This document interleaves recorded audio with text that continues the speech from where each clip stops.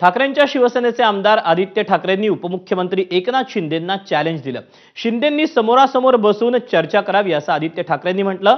Coffee with Kaushik या आमच्या विशेष पॉडकास्टमध्ये आदित्य ठाकरे बोलत होते।